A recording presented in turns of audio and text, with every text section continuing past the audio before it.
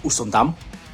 Tak nazdar banda, áno, už som tu a vítam vás pri ďalšom dieli noviniek mladých kapiel na Slovensku s číslom 5.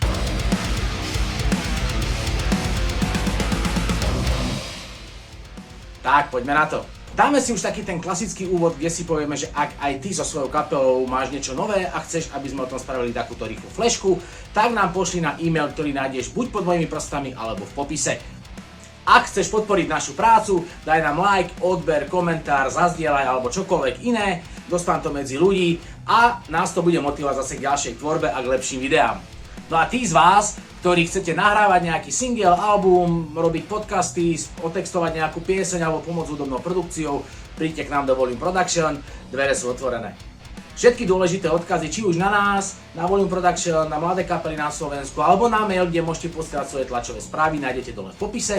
A rovnako tam nájdete aj odkaz na Hero, kde nás môžete podporiť rovnako, kde nájdete kopec bonusového materiálu, hlavne moje brepty. A hovorím vám teraz úplne úprimne, že ich nie je málo, pretože ja jediný dokážem 7-minútové video natiahnuť kľudne na 50 minút. Takže ak nechceš o to prísť, utekaj na Hero, tam si to pozrieš. No a my teraz poďme na novinku číslo 1. Zhruba 3 roky dozadu sa stretli 4 nadšenci metalovej hudby a už nebolo treba viacej a vznikla kapela Flaming Beast, ktorá pochádza z Veľkej Mane, čož je dedinka kúsok za Vráblami. Základ tejto formácie tvorí basák Paťo Benda a bubenička Veronika Mešinová. Takže tu máme ďalšiu metalovú kapelu, ktorá má bubeničku, takže eufórii, majte sa na pozore. Melódie a rytmiku má na pleciach gitarista Majo Molnár a spevákom sa stal Jan Kolár. No a teraz sa dostávame teda k jadru tej novinky a tou je nahrávka Separated, ktorá je zároveň aj prvou nahrávkou, ktorú táto kapela vlastne spoločne nejakým spôsobom nahrala, vyprodukovala a vydala. Podľa slov samotnej kapely je každý z nás úplne iný, jedinečný a svojský a nemali by sme sa to báť ukázať svetu. No a celá pieseň Separated je o tom, že sa nemáme báť byť trošku odlišný a iný ako zvyšok našej spoločnosti a ísť si v živote vlastnou cestou.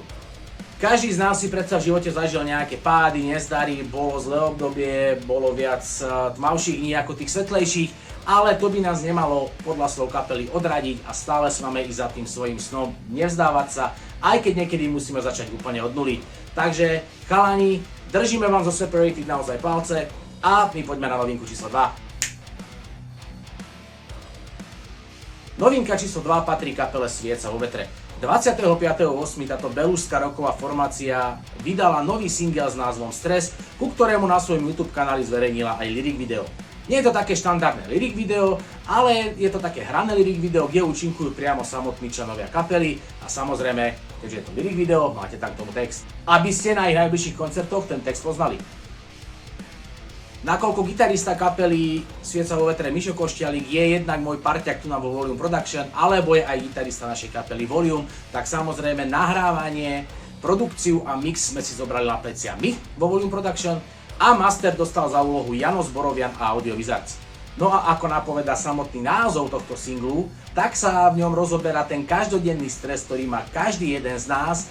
Niekedy môže byť silnejší, niekedy slabší, niekedy môže byť naozaj ťažko, ale nikdy sa nemáme vzdávať a nechať sa tým stresom zatlačiť do kúta, pretože po každej búrke vyjde slnko. Takže chalani, držíme vám palce pod stresom, so stresom a my poďme na novinku číslo 3. No a u nás vo Volume Production chvíľku ešte zostaneme, pretože ďalšia novinka sa týka kapely Martin Maňák & Company. Táto topolčianska rocková partička vydala v týchto dňoch až 3 nové single s názvom Život, Kolotoč a Prízrak. Všetky 3 piesne dostali na YouTube svojím spôsobom odlišný, ale zároveň rovnaký vizuál, čož vyvoláva taký pocit nejakého EPčka alebo malého albumu. Či bude kapela naozaj pokračovať v tom, že bude celý nejaký štúdiový album, alebo bude nejaké EPčko, alebo pridajú nejaké nové piesne, musíme sa nechať prekvapiť, musíme si počkať.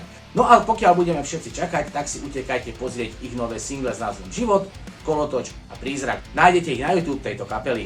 No a keď si ich vypočujete, tak utekajte na ich sociálne siete sledovať, či sa na nás nevalí ďalšia nová hudba, alebo či sa môžeme alebo nemusíme tešiť na celý album.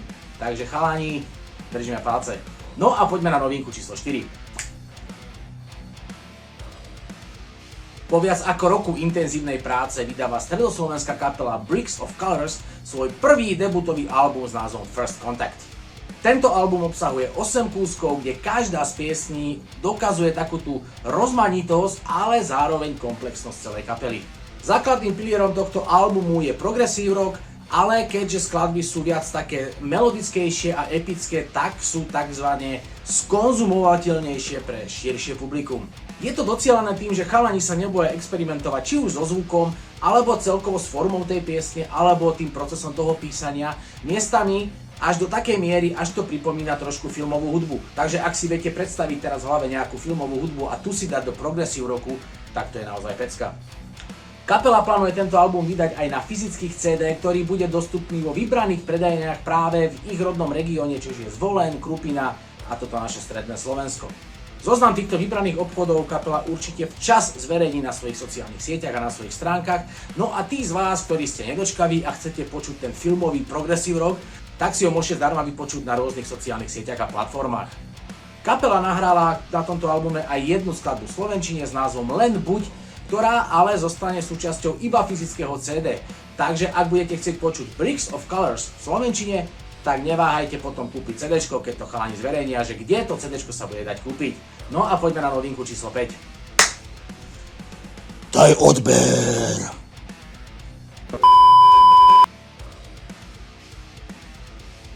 No, dnešná novinka číslo 5 je dosť taká trošku špecifická a ešte sme tu takúto novinku nemali.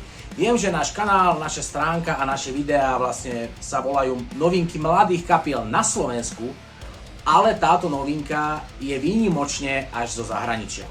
Určite ste všetci postrehli to, čo sa deje aktuálne v posledných dňoch na svetovej hudobnej scéne, pretože kapela Linkin Park pobláznila celý internet a dá sa povedať aj celý svet tým, že ohlásili po 7 rokoch nového frontmana a tým je spevačka Emily Armstrong. Nebudeme sa tu teraz zaoberať nejakou oficiálnou tlačovou správou, ktoré sme všetci čítali niekoľko dní po sebe zo všetkých hudobných serverov, či už slovenských alebo zahraničných. Pozrime sa teda na to tak, aká tá nová Emily a tá nová speváčka je, aká je tá nová pieseň, ktorú vydali a celkovo proste náš pohľad na tento nový Linkin Park. Nebudeme si klamať, Chester proste bol naozaj ikonickou postavou, ikonickým hlasom tejto kapely, ktorý dokázal do toho hlasu dať naozaj neskutočné emócie. Niekoľko dní od vydania mi non-stop chodili správy od ľudí, od priateľov, od kapiel, počul si nový Linkin Park, čo ten nový Linkin Park a Linkin Park a ja teraz pozerám, že čo je s Linkin Parkom, vieš. Ja som to asi po 4 alebo 5 dňoch len tak s takou malou dušičkou otváral, že čo to bude zač, aj keď ja som človek, ktorý sa nebojí zmien a všetko to nové príde aj niečo lepšie, ale samozrejme to staré sa už nevráti. Hej. Tento prvý single Linkin Parku po 7 rokoch po smrti Chestera, naozaj som sa toho trošku obával, pretože Chester bol naozaj charakteristický a Chester bol naozaj skvelý spevák, ktorý mal v tom hlase neskutočnú emóciu. A tak som tak akože váhal, bude to fajn, nebude fajn, ale vypočujem, nebudem súdiť, nebudem porovnávať, hej, proste vypočujem. Myslím si, že aj keď tá kapela prešla trošku transformáciou, kedy Bubeník povedal, že už sa mu proste akože hrať nechce bez toho Chestera, že to nebude ono. Gitarista skôr povedal, že bude tam v tom pozadí a bude ten štúdiový hráč, že tam ho to baví viacej ako tie živé koncerty. Tak tá kapela prešla takým refreshom a myslím si osobne, že Mike Shinoda spravil naozaj skvelú pieseň, spravil naozaj skvelé rozhodnutie, pretože Emilyn, ten scream, je naozaj fakt podľa mňa dosť podobný s tým Chesterovým miestami, akože keď sa do toho fakt opre, je to naozaj skvelá pieseň. Prosím vás, ale jednu vec si musíme všetci uvedomiť, keď Emily na tom prvom liveku, ktoré streamoval Linkin Park vlastne do celého sveta, dá sa povedať, a je to jedno z najsledovanejších videí aktuálne na YouTube, tak je tam pod tými videami a tými príspevkami mnoho takých komentárov, že spieva to inak, nie je to ako od Chestera. Samozrejme, že to nie je ako od Chestera, pretože Chester bol jedinečný a Emily je zase úplne iný spevák. A toto práve rozdelilo fanúšikovskú základňu na Linkin Park a Linkin Park 2.0. Ja si ale myslím, že tento prvé liveko, ten prvý stream, ktorý dali, Emily zvládla naozaj bravúrne, pretože predstav si konkrétne ty, ktorý pozeráš toto video, aký na ňu musel byť v tej chvíli tlak. Predstav si, že ideš nahradiť jeden z najikonickejších hlasov modernej rockovej histórie a proste okrem toho, že máš iné pohlavie, tak proste naozaj všetci čakali len na to, čo to bude zač. Ja z pohľadu ako spevák, neviem, či by som tam ja vôbec mal odvahu sa postaviť a čeliť tomuto. Samozrejme musela byť pripravená na kritiku, musela byť samozrejme pripravená na všetky veci okolo toho, ale ja si myslím osobne, že ak jej dáme chvíľočku času, kým sa s tou kapelou zžije, kým odohrá pár koncertov, kým sa spolu nájdu, aby vedeli, čo na tom koncerte funguje, tak si myslím, že Linkin Park môže pokračovať úplne skvele a môže šlapať jak dobre namazaný stroj. Takže daj nám vedieť do komentu, čo si ty myslíš o novinke od Linkin Parku The Emptiness Machine. Za mňa osobne je to naozaj skvelá vec a dovolím si tvrdiť tak s takou nadsázkou, že je to jedna z najlepších vecí, ktorá tento rok vyšla.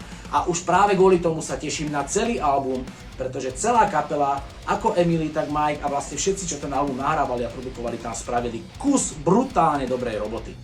Takže daj nám vedieť, ako sa tebe páči nový Linkin Park, či aj ty si do toho vpadol, takže idem porovnávať, neidem porovnávať, budem zrovnávať, nebudem zrovnávať.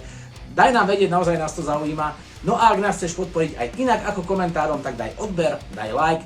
Môžeš nás podporiť na Hero Hero, kde nájdeš moje nezostrihané brepty, ktorých je naozaj veľa, pretože možno to tak vyzerá, ale ja mám naozaj, mne sa dosť plete jazyk pri takýchto videách, lebo ja to robím freestyle bez nejakého scenáru. No a tí z vás, ktorí zvažujete nahrávanie nejakého singlu, albumu, EPčka, alebo iba mix a master vašich vecí, ktoré si nahrávate sami, alebo potrebujete nejaký text alebo web stránku pre vašu kapelu, napíšte nám do Volume Production, tešíme sa na vás. No a samozrejme vaše tlačové správy a novinky môžete posielať do popisu, alebo nás môžete na sociálnych sieťach označiť formou stránky Mladé kapely na Slovensku. Ak dáte teda tlačovú správu von, označte nás, my to skopčíme a spravíme takúto flešku. Ja vám ďakujem veľmi pekne, že ste dopozerali 5 a snáď sa čoskoro vidíme pri 6. Majte sa krásne, moje meno je Majo a pozdravuje vás aj Phil a Juri. Ahojte.